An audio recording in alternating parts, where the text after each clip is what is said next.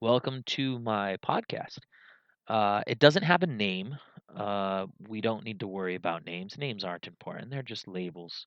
But in this episode, I have a conversation with Trevor, my cousin, and we bullshit about some, things in the news, some family members. We have a lot of fun with it. We were aiming for a half an hour. We got an hour, so that worked out well. And without further ado, Trevor and I. That's true. All right. You, you know Mark, my brother-in-law. Yeah.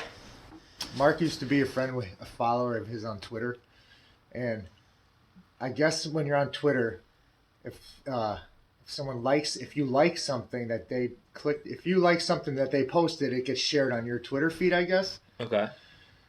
So, Uncle Kenny, Mark's just scrolling through, and he's getting all of his shit, and all of a sudden he gets to like some gay sex scene. It was like.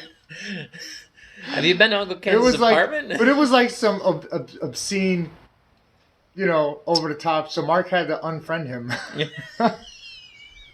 from Twitter.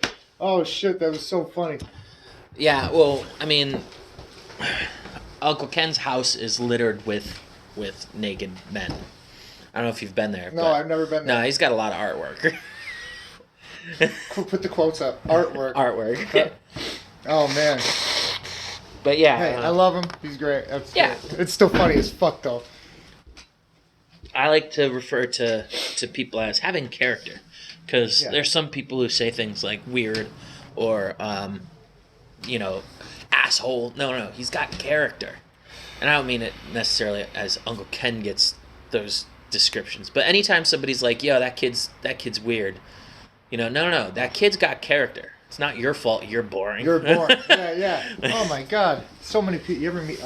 I've met so many people that it's like, I can't believe you're 40. How did you make it this long and you have a job? Like, how did you even get that job? I've had a conversation with you for 10 minutes and I would not have hired you. So just thinking of the person who must have hired you. Sometimes we make poor decisions because we get clouded with, I'm going to use the word emotions, but keep in mind it's not like, oh my God, and, emotions. It's just, even if it's just reminiscent, like when I interviewed a guy for a job, meaning I was interviewing to hire him. Oh, from when on? Okay. Yeah, this kid was a redhead, freckles, and I immediately pegged him as, oh, that kid from Boy Scouts. You know how, like, when I was growing up, it was, you go to Boy Scouts and then you go to school and you don't talk about Boy Scouts because Boy Scouts are uncool. Right. And then when you go to Boy Scouts, there's that one kid that even the Boy Scouts are like, shh.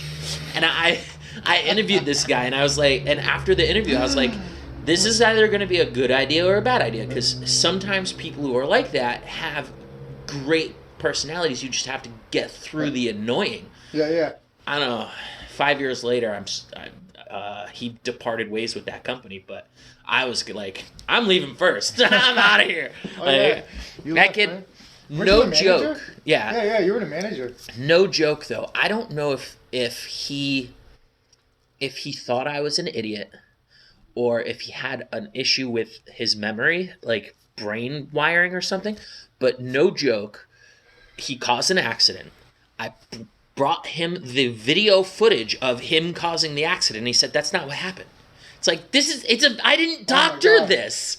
Like, Dude, Scott was the same way. I'd watch him knock a cup of milk over on the fucking ground, and he would say it wasn't me.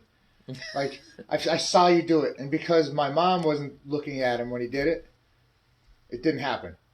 But because I saw him. Oh, yeah, I was trying to think of who this is, but... Payjack, remember Yeah, Peter? no, a long time ago. Yeah, wicked, let's say, waste of material.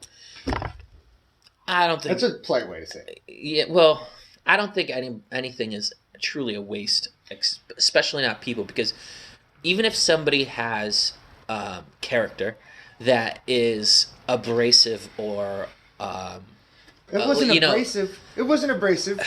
Or it wasn't abrasive. Absurd, but it was scary. It was scary. Yo, okay. This kid I give him balls. The first time I ever met him, I beat his ass and threw him over his porch because he chased my sister, trying to like hit on her or something like that. And she came running home, so I ran outside and I found him on his house and I threw him over the porch. Okay. 2 weeks later, he comes to my door, knocks on my door, and says, "Hey, can you take me to high school orientation? I don't know anybody." I was like, "Wow, you got some fucking balls, bro." So I took him and I introduced him to my friends and I made his experience there a little easier because he was new around here. But it got weird, fucking fast. He got kicked out of his house, whatever. He came and lived with us. He got so attached to me that he would, if I had a girlfriend, he would get jealous and he would do stuff like take my wallet and he would hide it. When I knew I put it on the cabinet, I knew I put it on my dresser, I put it there every day, it wouldn't be there, and he would play dumb. I would look all over my room, try to find my wallet. Couldn't find it. 2 days later, he comes up, "Oh, look what I found your wallet." And I'm like, "Where did you find my wallet?" He's like, "Oh, it was under the dresser." And I'm like, I'm OCD, bro. That room was upside down. I was looking for that shit. It was like a prison shakedown, okay? I was looking for shivs, okay? There was no way that thing was under the dresser. All right. I lost my hat, brand new hat.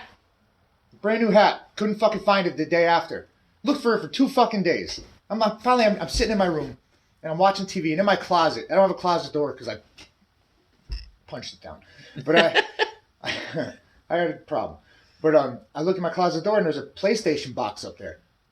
And just out of nowhere, like, this is a paranoid thought. But it wasn't a paranoid thought because I was just paranoid. It was a paranoid thought because of things happening. I looked I'm like, I wonder. Got up, went in the top shelf, took it out of the closet, shook it. Something in it. Like, what the fuck? I opened the box. What's in the box? Your brand new hat. My fucking hat.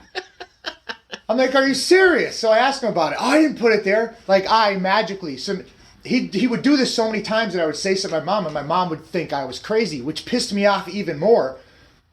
Because now you're telling me I'm the crazy one because I'm reacting to the fucking crazy shit that this motherfucker's doing. And then it would just send me into like a fucking rage. He was weird. I swear to God, I was sleeping one night and my girlfriend was sleeping there and I swear to God, he was standing over us. Like, as I woke up, he ran away. So I get up and I run into the kitchen and I look and I see the blankets in the living room fly over and lay on the couch and the lights on and he's like, I'm like, "You're fucking awake. What the fuck are you?" Now, that was like the last straw. He had to leave. They took him out of there. I fucking broke 2 of his ribs. Oh, I hate that kid. Oh, man. But he was weird. That's like, weird, not character. That's definitely some weird character. But that's like a fucking Lifetime movie weird. Yeah. Yeah, but he would do it because it was like jealousy. If I didn't spend enough time with him, say if I was hanging out with someone or if a girl was involved, that's when it would happen. Because he wanted to like be the hero. Like he wanted to be like, "Oh, I found it for you," and like get accolades. And it was like, it was so weird. It was a weird part of my life. You go from trying to like help a kid out to like some movie. It's like a movie. Yeah, it makes you wonder though, because it's like, all right, so you said he got kicked out of his house. How, like? But he had a fucked up life. Like his mom was a drinker. His dad was never. I think I met his dad like 7 years later. And he lived in Chicopee Center the whole fucking time. It was the weirdest thing, you know what I mean? But then he just had he had a shitty family, so he wanted to kind of. I had a really good family, so we kind of. Yeah. My mom's done that so many times, you know. So. Your parents are cool. Yeah. I was blessed, very blessed. Yeah, very blessed. It's funny because every time I think of your dad, I think of 2 things: stop playing with the fire, and ouch, I burnt myself. Like, your dad used to yell at me for playing with fire all the time. And then I remember you guys had gotten a site up at Overflow. And I was trying to play with the fire, and he yelled at me. So instead, because I'm a smartass, I was playing in front of the fire, poking the ashes in front of the fire. And I unearthed a little charcoal briquette. And I was like, well, it wasn't in the fire, so I grabbed it. And that's how I ended up with my hand in Kool-Aid the entire way home. It didn't help the pain. But you learned not to grab that shit. Yeah. I've never had to put your hand in Kool-Aid again. because you have one of the three things that this whole. Okay, I've pinpointed it. Oh boy! I've pinpointed it. This is my theory. Just remember, we're recording. This is my theory. Okay, I'll explain it if you have a question. And feel free to let's try to break it down because I honestly feel this way. This, I don't want to say generation because it's not like you can never say all the time or everyone. You can't do that. You know what I mean? Those two words can't be used in something like that. But most of the younger generation misses I call them the 3 C's. It's one is compassion, and one is common sense. Cunt? No. That's the first one I thought of. No. Oh my god. Oh my god. You're gonna edit some of this, right? No. I probably shouldn't have smoked a blunt while we were doing this shit. No. Compassion, common sense, and commitment. I'm sorry. Okay. But I told you, I always wondered if when I'd get on the mic, if I'd brain fart, and that was a total brain fart. It's all right. But yeah, commitment, common sense, and compassion. Any order you want to put it. And I'll explain it like this: is you want to go with commitment, you break it down. Everything I've worked out. I'm 40 years old. I look like I'm 30. Okay, I'm in great shape. I can do whatever I want, but I've had the commitment to work out on a steady basis. I've had the commitment to eat decently. And I've had the commitment to do it for a long time. It's not something that can be done in a week. You can't wait till you're obese or you have a problem to say, but you can't say, I'm going to do something. Kyle raises his hand. And in a month, it won't work in a month. You can't say, okay, I'm going to do, these diets are great. All these diets, these keto and all this stuff, it's great. If you want to do it, you have to have a commitment to do it for a long time. It's not something, you might see good results in a year. You know what I mean? Not everybody sees 60-pound loss in 3 months. That's a hella commitment. You get out of anything what you put into it. Okay? Whatever you put into it, that's what you get out of it. You put shit into it, you're going to get shit out of it. Okay? But you have to do it for a long time. You can't do it for a month and then be like, oh, I did it. You can't do it. It's not going to work that way. You're not going to get no results and it's going to continue to just decline. You know? Okay? Common sense. I shouldn't have to explain it. I could Tide Pod. Like, seriously. Like, there's really not much. Common sense, I don't even feel I have to describe that to anybody. If I had a ridiculous internet following a year and a half ago, I might have gotten myself thrown in jail. Because if I had the ability to go viral, I would have done a nutmeg challenge. A nutmeg challenge. You know anything about nutmeg? No. So nutmeg. Do not change before I get on the last one. Okay. I did not go ahead. 3, and I'm fucking smoking, and I'll totally forget. All right, go ahead. I'll tell you about the nutmeg challenge after. And the last one we'll just do as fast as compassion. People mistake compassion for their own fucking feelings. Okay, everybody. There's a thing called the masses out there. Okay? Yeah. And everybody has their individual feelings. Okay. All right. Empathy and compassion is how you feel, in my opinion, towards another person. It's not it's not your feelings that matter. It's not yours. It's do unto others. You know, it's perfect. As long as you do that, you'll be fine. But it's not your feelings. Everybody, it's people, other people's feelings. You should be trying to make other people feel good. Because if you're trying to make other people feel good and they were doing the same thing, you wouldn't have to worry about feeling bad because you know that you would have people around you trying to make you feel good. It'd be a constant support system. You know what I mean? But they worry about themselves. I'm upset. I'm upset, so I'm going to yell and raise a flag. It's not about you. I've never had a problem with anybody. I've never met a race or a person or anybody that I've never gotten along with. But every day I wake up, I sit on the shitter, and in 30 seconds I'm told to hate somebody for some reason. So 30 seconds into my day. That's why I stopped going on Facebook. You know what I mean? 30 seconds into your day, it's like, hate this motherfucker for this motherfucking reason. Yeah. And it's like, what? So now you're driving to work, you've been up for fucking 30 minutes, and you're already pissed off, and you're already mad at somebody. You know? Yeah. It's absolutely. That's why I don't do Facebook anymore. But it's terrible. But okay, back to your fucking. So nutmeg is psychedelic. Did you know that? No. So if you eat enough nutmeg, like 5 hours later, according to the internet, I've never done it, but I knew that nutmeg could be psychedelic, and I thought about like, oh, that would be funny because with all these ice bucket challenge and Tide Pod shit, like people are stupid. If I had the ability to make something go viral in a few hours, that would have been perfect because you fake a video or even just suffer through it for the fuck of it, but you make a nutmeg challenge. What I read is that it takes 3 to 4 hours before it kicks in. Yeah. Imagine if you could get a bunch of young people across the world to just be like, eat a quarter cup of nutmeg? That's easy. I could do that. And then 4 hours later, they trip balls. But it's also, really? Yeah, it's rumored that when you're done, it's the worst hangover you could imagine. I believe the description I read was, imagine if God decided to step with high heels on your temples. Like, it's like that would have been the perfect challenge to end all internet challenges. Because if that was able to go viral, it would have ended up on the news. People would have continued to try it and then realized it's a really bad idea and you shouldn't listen to the internet. Why don't you do it now? I've never heard of it. And I just gave it away. You should put the nutmeg video out first and then edit it out of this shit. Because that's a good fucking idea. I might be your first but I would feel bad about it. I don't do that shit.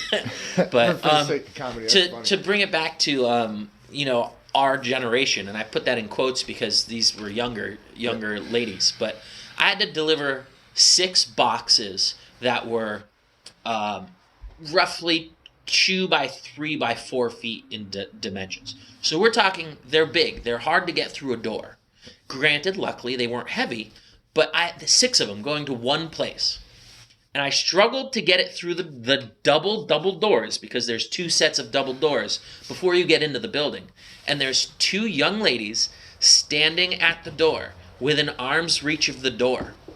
And they watched me get this box through, and I said, I have 6 of these. Where do you want them? They pointed around the corner and didn't move. So I went around the corner, I put it down. And then I walked back out, and I got the second one. Struggled to get it through the doors. And then I got the third one and struggled to get through the doors. Meanwhile, as I was doing this, I was paying attention to their conversation about college. And it's like, you're at work, at a restaurant, with an arm's reach of the door, and somebody's trying to bring giant boxes through, and you're just going to watch? Like, get the door. Oh there's God. 2 of you, there's 2 doors, and you can talk while holding a door. But instead you're going to stand there like... Do you know why? Because they're worried about themselves, and they're not worried about you. Because they're so wrapped up in their fucking drama and their fucking emotion. That's all that matters in their little fucking life. I use this as an example on why I'm okay with people calling, and I'm okay with identifying as a good guy, or at least a considerate guy, because like if I'm pulling up to a intersection, I will switch to the not right turn lane. Just so that if somebody else needs to take a right on red, they can. Yeah. If it's a single lane, I will pull over until I'm hugging that yellow line so that somebody can try to squeeze by. For 2 reasons. 1, because it sucks to be stuck back there. And 2, I don't want to be stuck back there. So why would I want to stick somebody else back there? But that goes to my point. Doing to others. Yeah. That's it. Do you want to get punched in the face? Do you like getting punched in the face? No, don't punch somebody in the face, okay? I really smiled when I was listening to the Elon Musk podcast with Joe Rogan when he was like, do you think I want to drill holes and make tunnels under LA for, because to make money? It's because I hate traffic. It's like, that's me. I do things because I want to, not to make money. Like, yeah. I would love to alleviate traffic. I was thinking about it earlier today. Why have we not figured out a better fridge? Like, how often do you go, oh, I forgot I had this in the back of the freezer or the fridge? Why haven't we figured out how to make the entire shelf come out like a drawer? Oh, that's really good observation, because even I got a new fridge and you can't, dude, the insides of them are so fucking brittle. Like, they're so fucking, I leaned on it with my little fucking hand, I leaned on it and broke it. Now I got one less sliding drawer in my fridge. Like, nothing happened. There should be at least weight limits on the goddamn thing. Like, hey, don't lean that hard. Yeah, moderate to lightly. There we go. Moderate to lightly. But it's just quality. It's horrible. That's funny though. No, but I've seen some fridges now that you can push a fucking button and see through the door. See through the door. I get that, but still, how's that going to help you get to the back wall? So they need to make the sides visible. That's it. All 3-sided doors. 3-sided doors. Yeah, so you can open up the side to get to the back. But just.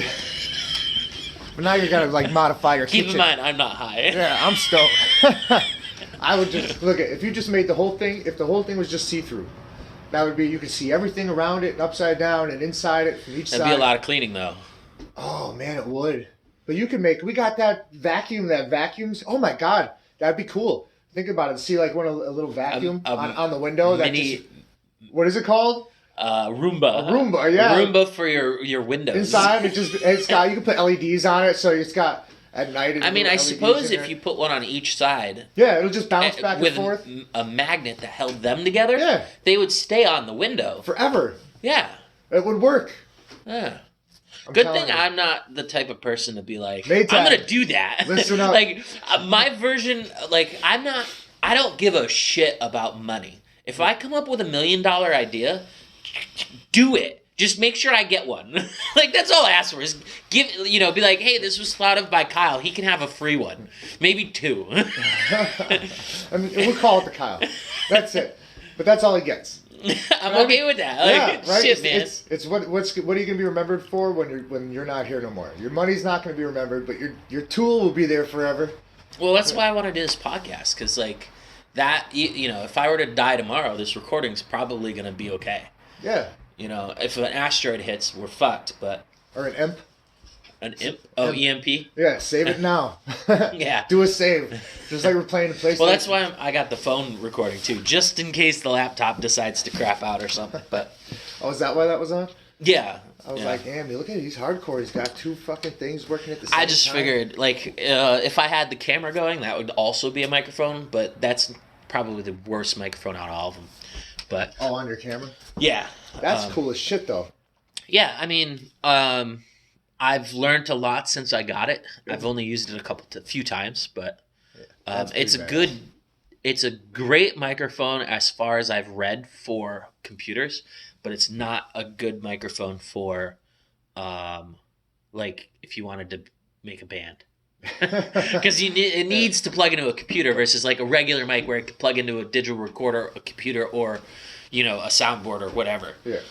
No, I'm a shower singer. Yeah. That's like there's 3 places I sing. In the shower, in the Jeep, or at work. I'm that mailman that you'll see singing karaoke. Like today I was trying my best to sing Wonderful Tonight by Eric Clapton. Oh, God. But it's like, what else are you going to do? Like, let's just sing a song. I'm the mailman that will occasionally just skip from one house to the other because it's sunny out. I really like my job. I get paid to exercise and make vitamin D. Dude, my job's better. I literally get to bang shit with hammers all day. Like, there should have been a pause there. I get paid to bang with a hammer. Yeah, but I mean, you can always tell when I'm having a bad day because the bangs get louder. But by the time I get home, it's usually better. Yeah. Sometimes pauses can be the joke. Sometimes they don't. They go over people's heads. Like today, one of my coworkers was like, "Oh, 'cause I had looked up and I saw the moon." And then I went back to work, and he walked out, and he was like, "You see the moon?" I was like, "Yeah, it's as big as my smile."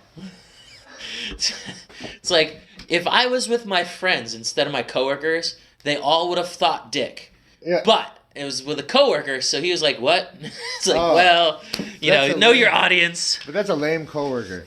Well, I mean, that is probably the only thing that is close to a negative, and I don't want to call it a negative, but it's like that's one thing that this job lacks is interaction because mailboxes don't talk. Yeah. And I've gone multiple shifts without talking with people just because there's nobody out. Like today it's fucking cold. Yeah. There's some people you wave to a lot of people, but not many people try to have a conversation with you. You have a lot of dog problems? Is that like really a thing? I haven't had any dog problems yet. Shane had to like pull out his mace a few times. The closest thing to a dog problem I had it was a second floor apartment like thing, and I had walked up the stairs, and there was just the screen door. The inside door was open, and I had a box that was palmable, and I went to put it on the edge of the thing because the door is right at the top of the stairs, so I don't have to climb up all the stairs. So it's literally like the top stair is at my face's level, and all of a sudden this dog's head came out and pushed the door open barking, and I just took that box and just put it right in that dog's face, pushed him back in the door, put the box down, pushed the door closed, and then the owner came over, and I was like, "You got a nice dog." And I was like, I don't know if the dog would have done anything other than bark at me, but, but it was right in my face, so I was like, "Here's a box." But it was good thinking. Neptune, when you said second floor, I was like, I thought for sure the dog was gonna have jumped out the window at you or something like that.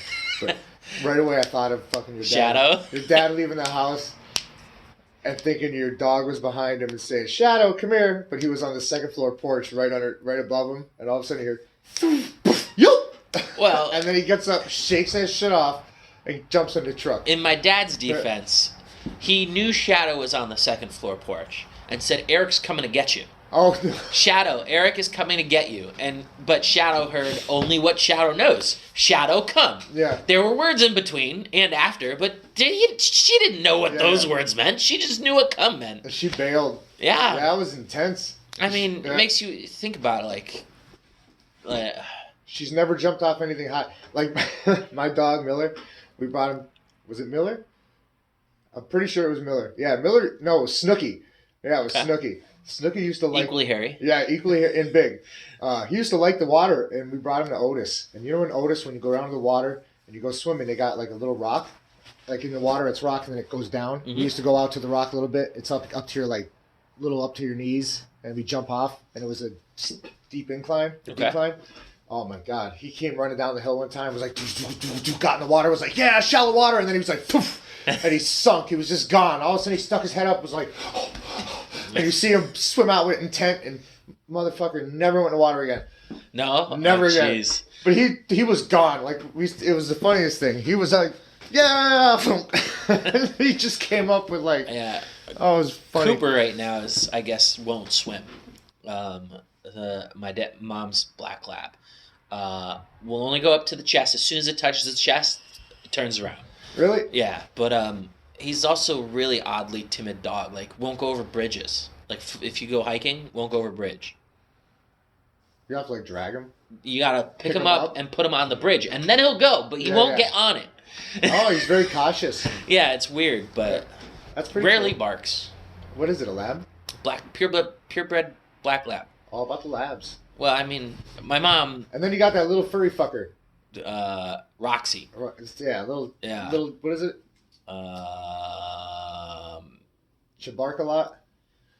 Maltese mix, I think. All right. Maybe. Is it a bark? Absolute barker? Yeah, absolute barker. Yeah. Not as bad as whatever the dog before that was. I don't even remember. Rags. Rags. Oh, Rags was cool. Rags was a barker though. But he was cool. Rags was like all he wanted to do was be loved. He was the one we were camping with when we ate the worm. Oh yeah. Were you there? I know. I saw the video. Oh, don't ever eat a worm. Don't ever eat a worm. But fucking, I'd be damned if my 5-year-old nephew would show me up.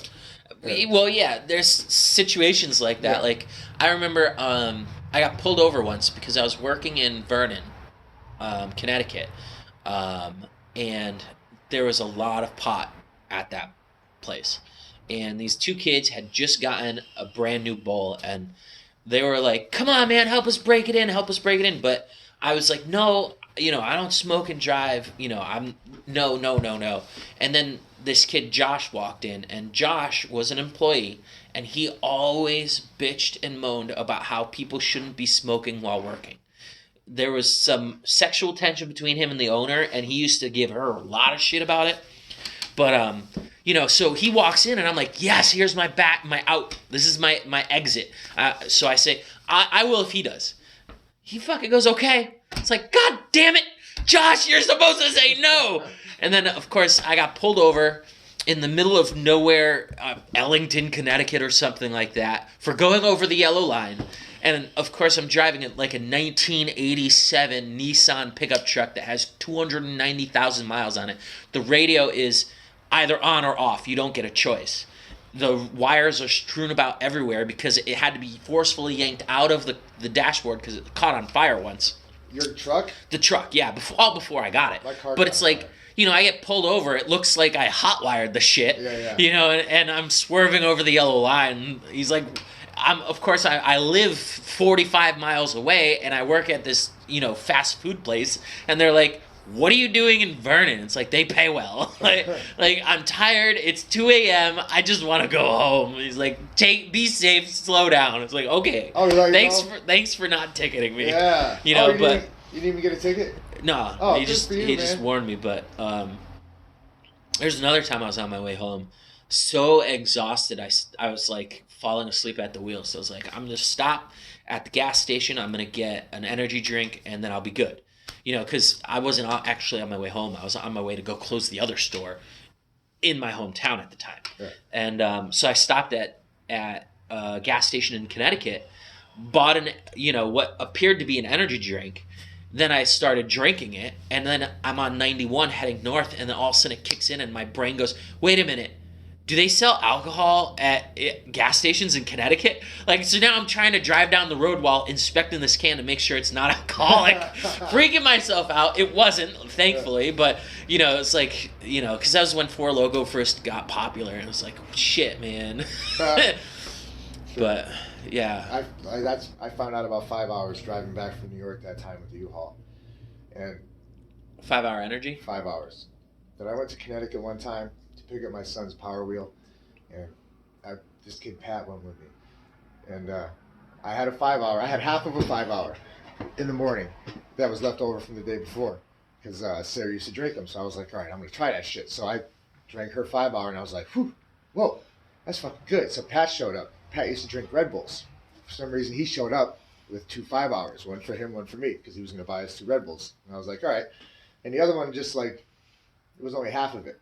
So I drank the whole one. We're driving to fucking Connecticut. That's 15 hours. Yo, I'm driving to Connecticut, and I'm gripping this steering wheel like I'm a fucking, like, white knuckle NASCAR oh my God, driver. like I keep rubbing the steering wheel. Like, he's like, you want me to drive? I'm like, nah, I'm good, bro. And all of a sudden, like I'm driving, and I was so alert that this leaf comes, like I'm doing 60. This one leaf comes towards the car, and I didn't swerve at it with the car, but I did with my head. Like, I went, like I was dodging a punch in the ring, bro. Left. He was like, what the hell? I was like, you see that shit? I dodged that doing 60, bro. I'm on point. Oh man, those things fucking work. 5 hours, they work. I gotta stop taking them though because I've discovered the V8 energy juice things. I feel like those are really effective. But like when I drink a Monster, I'm like, okay, I'm less exhausted. Like my body kind of still wants to not be doing stuff, but there's still there's that artificialness to it. But when I drink the V8s, I don't know if it's placebo effect or psychosomatic or whatever, but my brain will be like, that's a great idea. That's also a great idea. And it's more, I don't know why, but it turns my brain on more. Well, you're getting vitamins. They're better than the shit that that's why I stopped with it. It's been 2-3 days I haven't had a 5 hour. That was my New Year's commitment is I'm trying to not have 5 hours. I'm going to take those out of my life. I don't eat meat. I'm going to not do 5 hours. That's like my Achilles heel. Everybody has a thing that, yeah. That's like my shit. When I was working at a different store in that same franchise that I, got pulled over in, earlier in the career, there was this one employee who, if you did something wrong, she would tell you on you. And it was, no matter how juvenile it was that you did something wrong, whether it be, you misdated something or you put too many pepperonis on a pizza, he's putting too much toppings on. She would rat you out. And she was not in an important position. So one morning, I was, I had to be there at 10 a.m. I had another driver named Eric who came in at 10:30. Later on in his career, he got stabbed. And then she was in at 11. So I had this idea, I wanted to convince her. But he got stabbed at work, did he? Yeah. Or got stabbed at work? Yeah. Okay, But that's another story. I wanted to convince her that I was drunk at work. But if I'm actually drunk at work, it's not a joke, it's being irresponsible. So my plan was I bought a box of Joe and 12 Red Bulls. And between 10 and 11, before she got there, I drank 11 Red Bulls and the entire box of Joe. What the fuck? Why Right. would you do that? You see that dude on that video when his heart was like pumping out of his chest? Well, if you look down long enough, you'll see your heart Oh, pumping. no, that shit was But he was in pain. this with was, black and keep in blue. mind that You're this was fucking- when Red Bull first came out. Oh, still though. So nobody really knew. I was That's just like, nuts. energy, like, this will be great. I will be belligerently excited. Oh, And then man. of course, a good way to misinform people is to make sure that you plant the seed and then leave it alone. So I said to Eric, I was like, look, I need you to just ask one question. Did you smell his breath? And then if no matter what she says, you need to play the never mind card. Never mind, I don't want to get in trouble. Never mind, don't say another fucking word. But this is what I'm doing. And sure enough, I got out of work at 4 o'clock. And before I got home, 12 minutes away, I had a phone call from the boss. Were you drinking at work today? And that's when I was like, haha, joke's on her. Like, I knew she was going to mention it. I got home. I didn't get in any trouble because obviously I wasn't drinking. Yeah. But I got home, drank the 12th Red Bull, passed out by 7, and had the worst hangover of my life. Oh my god. But I was... I used so much energy running around in circles. Oh, geez. Like, God, I that was a can't good even time. imagine. That sounds But- like Yeah. my boss's son drinks those fucking monsters. I can't stand those. Like at least the Red Bull, they keep it. The regular can, they keep moderate. It's a small can. You know, that's nice. That's fine. You see the monsters? Why do Yeah. people need to drink a 32 half a ounce. gallon? What Yeah. the fuck? Like that's. I wonder why I weigh 232 pounds. Yeah, it's Fucking all 5'9". that Like- 360 grams of sugar. Sugar. Yeah. I wonder why I got diabetes at fucking 30. Yeah. Just, I don't know. But look at they want it. They want it. Yeah, I mean, I'm definitely not the healthiest person, but I mean, I don't think I'm horribly unhealthy. I'm just No, but you could hike miles, bro. You're big because you're just a big guy. You and your brother are big guys, you know. But you're not like obese. You're not any Well, kind of big. according like to that. BMI, Yeah, I'm BMI. definitely obese, Yeah. but I'm not bulbous. Yeah, I'm just hefty. yeah. Definitely you can hefty. see your dick. You know, Yes, I can. Right. That's, So, I mean, that's fucking bravo. literally one of the things I've thought is like, if I can ever not see my dick, I'm definitely going to be have a super problem. depressed. Yeah. You don't wait till you can't see it. When you start losing inches on your dick, that's when you know there's a problem happening. Yeah. Like, don't wait till your boy's gone. You know? I mean, there's, I feel bad at the fact that I am a little bit prejudiced about it, but really, really big people, I'm prejudiced against them. Like, it's just like, how does this happen? And I know that it's not necessarily like they just flipped a switch and decided, and it was like, like, slippery slope, we'll say. But it's like, God damn, like, I wish Well, I could hug them and just Fix help. it. But here's the problem. You know what? A friend will tell you the truth and talk shit to your face. Okay? But be nice behind your back. You get what I'm saying? Yeah. If you have a booger on your nose, I'm not going to let you walk outside and go meet some girl with a booger on your nose. I'm going to say, hey, asshole, you got a booger on your nose. Okay? If you love somebody, you don't shut up about a problem. You don't be quiet about a problem. And if it's going to hurt their feelings, at one point you got to say, okay, fuck your feelings, I'm your friend. Okay? Other people Yeah. who don't know you, they can worry about your feelings. That's I'm what gonna they're hurt your supposed to do. feelings because I love you. I'm going to hurt your feelings because I love you. Yeah. Okay? You need to fucking do something. And it's because no one does that.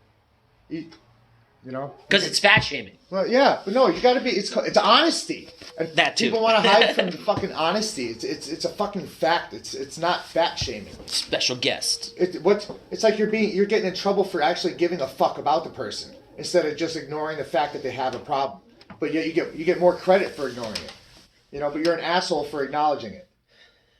So stop giving a fuck. That's what they're saying. Just be nice. Just let it happen. Just let it happen. It's okay. No, fucking say something. It's if you're my friend, it's my responsibility. You know. I still remember working out right there with you. I don't know if it was intentional or not, but that you made me do a bunch of push-ups, and then we did a bunch of benches, and then you tried to make me do push-ups, and I couldn't do a single one. And it's like, oh my god, I almost broke my nose on the floor.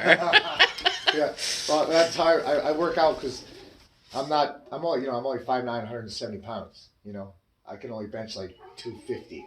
Are you admitting to being a manlet? No, but how I work out, because I'm a smaller guy, I lift just for strength. So what I do is I'll do like, if I can do 8 reps, that's too many. I want to do like 5 and struggle for that 5th. You know what I mean? And then when I'm done, right when I'm done, get down, do as many push-ups as I can. That's where I get my burn. But you saw how hard it was to do a fucking set of on the bench and then get down and do push-ups. Yeah. It's. I mean, that's muscle fatigue. It's muscle fatigue. Yeah. So, but that's the style I was taught how to do. I never felt so heavy in my life. Yeah. After I do legs, if I leave the weights on the bar, you think you stepped over the bar, but your leg didn't lift. You know, it's just your toe drags, and now you're fucking whoa. You know, but try to shoot a basketball after an arms day. If you could grab the ball and shoot a 3 and not have an issue, then you didn't work your arms that hard. I don't have all of the weights and stuff. I just have 2 25-pound kettlebells and 2 10-pound kettlebells. You can do a lot with that. Yeah, so yesterday when I decided to work out for the first time in like 2.5 years, because I'm part of the group that's like, I'll do it for a month. Well, your intention is to do it, but yeah. It's hard. But nothing worth doing is easy. So I was like, I wonder what the military requirements are. Because I've been listening to podcasts all about World War I and then the whole Iran thing. And I was like, well, I mean, ever see a military guy not in shape? What are their requirements? So I looked up. It's like you have to do 45 push-ups. Yeah, 45 push-ups in 60 seconds, 50 sit-ups in 60 seconds, and then you have to run like 1.5 miles in some amount of time. But I ain't doing the running yet. But I was like, all right, let's see how close I am to that. In 60 seconds, I managed to do 13 push-ups and 14 sit-ups. And then I was like, okay, I'm going to switch to Turkish get-ups. And I was able to do 4. And by 4, I mean 2 on each side. And today I was like trying to reach in the truck and my stomach's just going, don't do that. Like I sneeze, it's like, ah. Oh, yeah.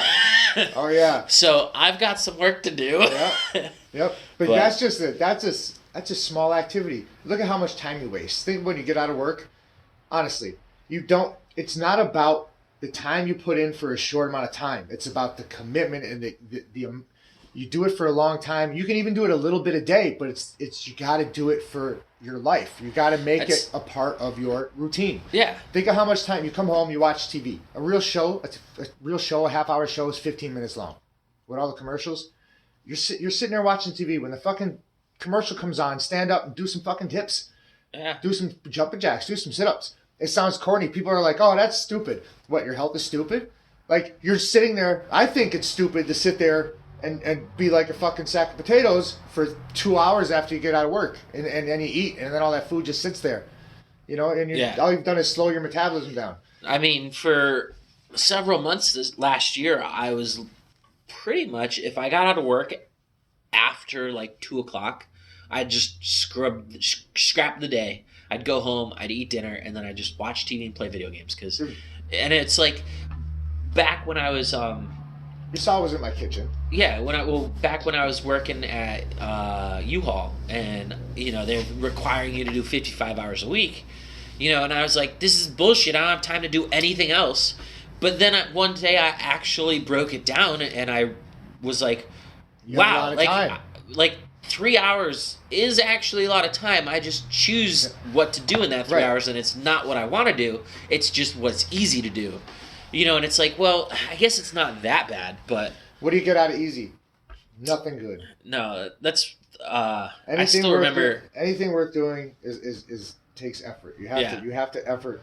Well, knowing me, it was probably on a Joe Rogan podcast, but I remember one time somebody said that I don't have time is a really shitty excuse for anything. It's horrible. It's just not that high on my priorities. You know, like, and if somebody comes up to you and says, and you say, hey, do you want to do this? And they say, I don't have time.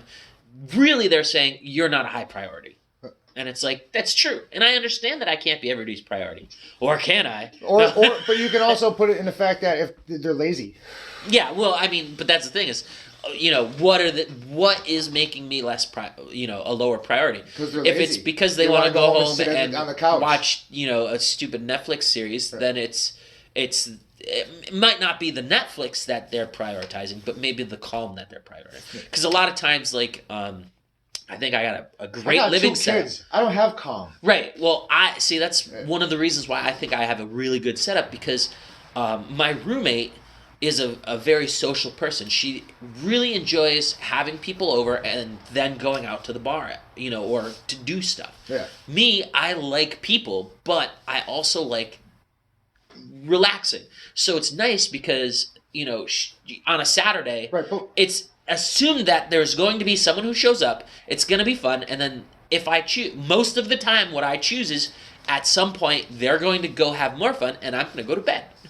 Yeah. That's just me. I really appreciate my sleep. You said there's 3 hours. You said there's 3 hours. Honestly, you get out of work at 5. By the time, you don't get home, take a shower, you get home and you work out. You get home and you do 45 minutes of a good workout. I'd just like to remind you that I did 4 minutes. No, I'm saying, don't do everything. Isolate. Isolate the muscles so you can get the most out of that workout. And then while you're doing other workouts, you're going to be using those muscles, but they're going to be secondaries. So it's not like you're going to be not using them, but you're trying to put your focus on an individual muscle. And you can do that for 45 minutes, and then guess what? You take a shower. And then you're done. So you wasted an hour. You could say, I wasted an hour. No, you improved your life. You burned an hour. You improved your life in an hour. Yeah. So now you can go waste the other 4. That's what you can do. But you can waste the other 4 every day if you want. You can waste 5 if you go to bed later. You can waste 6 if you go to bed at midnight. There's no such thing as going to bed later. But all you have to do is put that 1 fucking hour. And that includes your shower and cleanup. I'm not asking you to be a runner. But you put 1 hour of your day into your life. You benefit. You go to work for your boss. I know it's for your money, so you survive and everything like that. I don't give a fuck about the money. Right. But that's why people go to work, because they want stuff. Yeah. But that's stuff. What about you? Like, I know it sounds selfish. It might sound selfish. But in my world, I think this should be in everybody's world. Not just mine. But in my world, I'm the most important person in my world. And not for a selfish reason, but because if I'm not there, my kids don't have me. My wife don't have me. My parents don't have me. Anybody who depends on me doesn't have me. If I don't take care of myself, I'm doing everybody that I care about an injustice, because I try very hard to be a productive part of their life every day. So if I'm not there putting those hours in to be a productive influence, like in their life, they're not getting that. They might be getting it from somebody else, but it's not me. You know what I mean? Yeah. So in your life, you should be the most important person in your life, and not for your selfish reasons, but for your parents, and for your brother, and for your sister, and for me.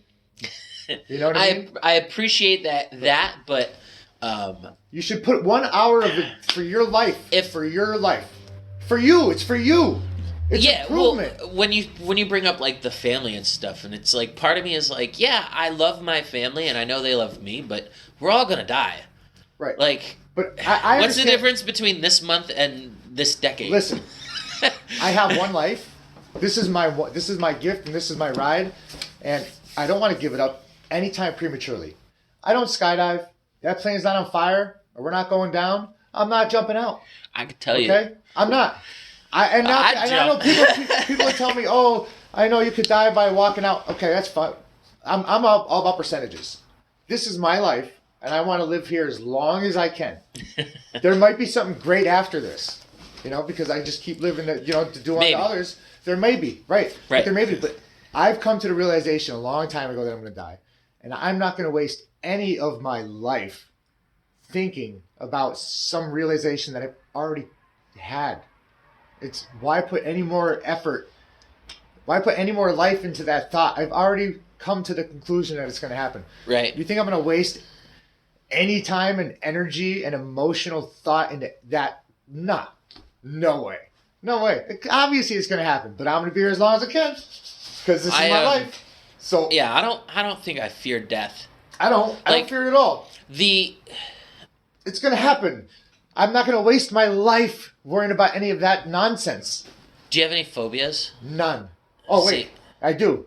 I hope it's something stupid. No, I'm pretty good. I'm pretty good at most, but I'd say like flying. Flying is probably okay. Probably. See, I don't. I've taken a plane. Yeah. It's not the flying part. It's the not flying part. Like I feel like a lot of people. You know, what do you think if you had to pick? If you had to label it, worst way to die? Drowning. Drowning. That's actually one of the top two. Drowning and burning. And I get that could probably be terrifying. I would actually put drowning second and burning third. The reason for that is because if you're drowning, what are you doing? You're literally thinking about the last breath you take, and then after you take it, you're literally thinking about how long it's going to take for your lungs. Right, but while you're thinking that, what are you doing? Physically, what are you doing? Trying not to drown, right? See, this is the thing. Okay, like when I almost cut my finger off, the nurse was like, "Wow, you're very calm," and I was able to stay calm because even though I cut the artery, shit was bleeding for like 5 hours. I squeezed it. It was like, but she was like, and I knew not to freak out and get excited because I was literally shooting blood out of my fucking hand. So me getting excited would just increase my heart rate and all that. I knew all that. I think just the type of person I am, I accept things very fast.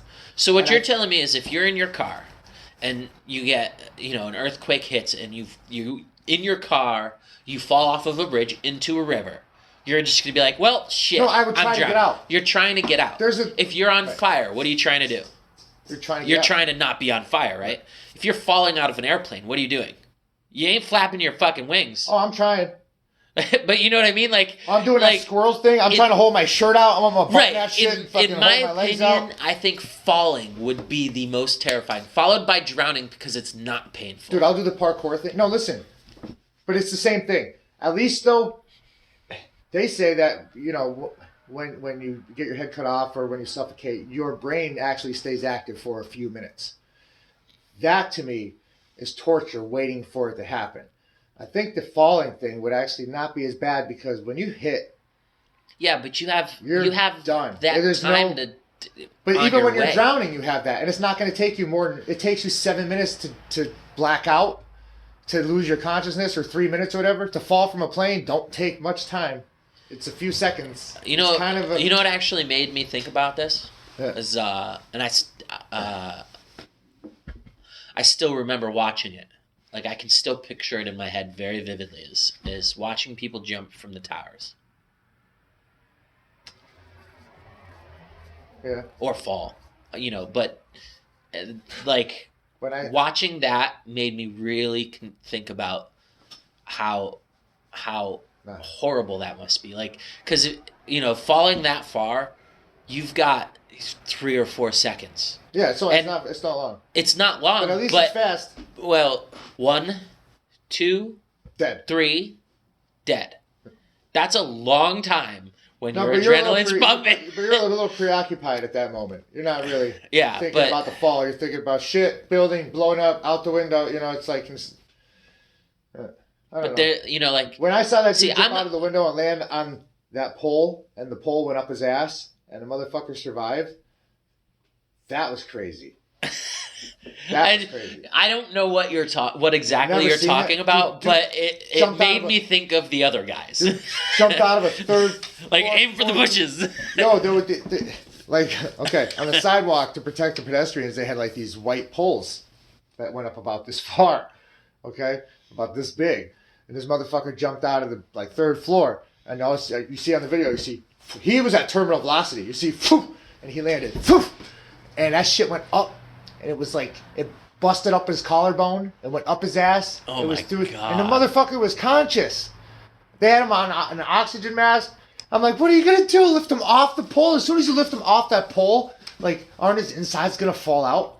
What are you gonna cut the pole off and then take him to the hospital with the pole up his ass? Like, I mean, I was listening to, like I told you last night, probably 30 hours of hardcore history, Dan Carlin's hardcore history, about this. In this case, it was like part 1 through 6 of the Countdown to Armageddon or something like that. I don't know what that's called, but in one of them, he recounts a soldier's story of how this soldier witnessed another soldier holding on to his intestines because his stomach had been lacerated open by shrapnel, and all of his cavity had emptied out into his arms, but it didn't actually pierce any of his organs, so he ended up surviving, even though he was like, just imagine that, like, imagine going, oh, that's part of my anatomy, and that's part of my anatomy I never thought I'd see. So is that my appendix?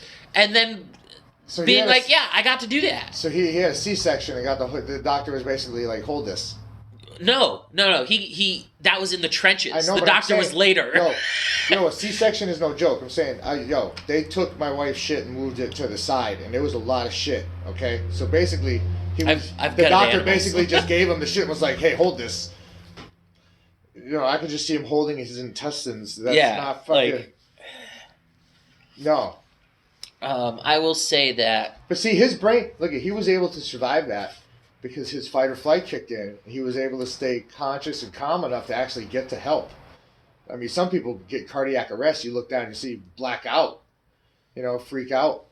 Like, good for him to be able to fucking hold his shit. That's insane. I will say that was.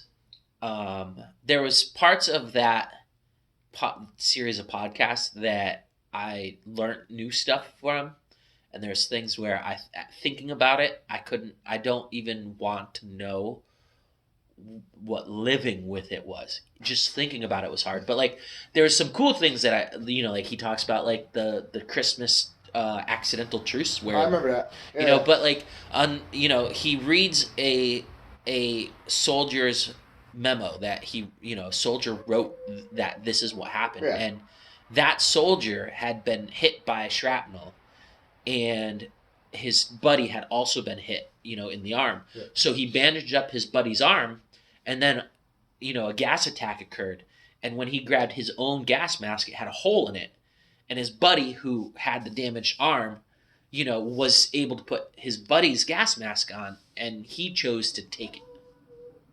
And it's like, yeah, that's insane, dude. That's insane. But but that shows good people. Like, that was a good dude. Dude that took his buddy's gas mask. Oh no. Like, I'm not faulting that guy for.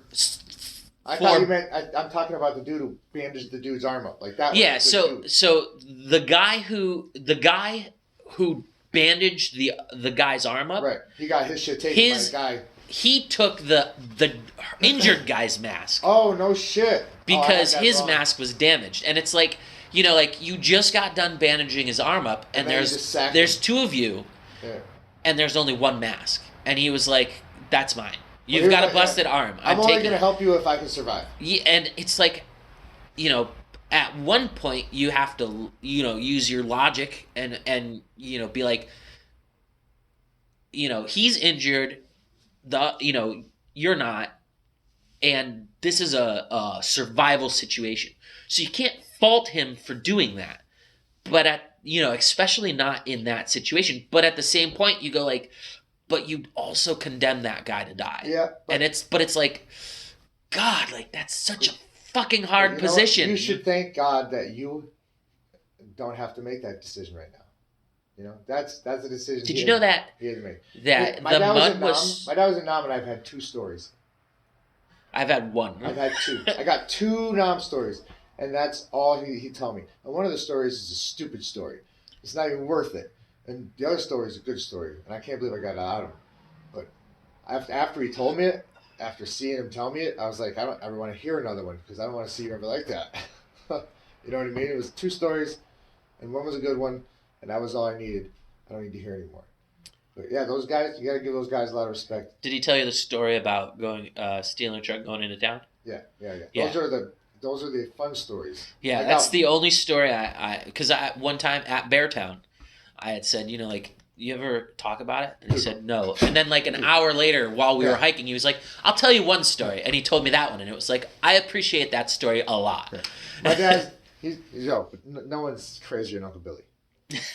Yeah, Uncle Billy is why you have first, last security when you have to move into a place. That motherfucker would go to a place because back in the day, all you needed was an ID. You get a place for rent, you show up, you say, I want to take this place, you move in.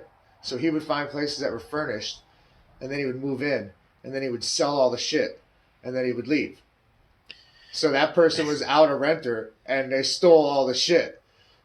So it's like Yeah. he's the reason. Like he's the reason that there's fucking insurance. I remember Uncle Bill saying one time to me, when you see fine print on a contract, it's Yeah. not because of people like him, it's because of him. But yeah, it's That's his words. He's fucking. He should write a book. Absolutely. I feel like it would be like I would love to have him do like a 92-part podcast with me. But if you put it in a book, that'd be even better. But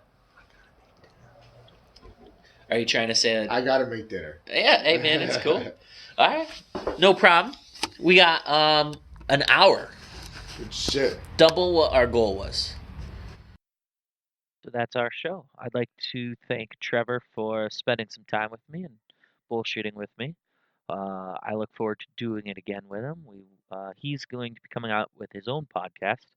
I'm sure that we'll be able to work together to keep each other motivated and share some tips as we learn some new lessons and stuff. But with that said, thank you guys for listening, and hopefully we'll get this uploaded quickly.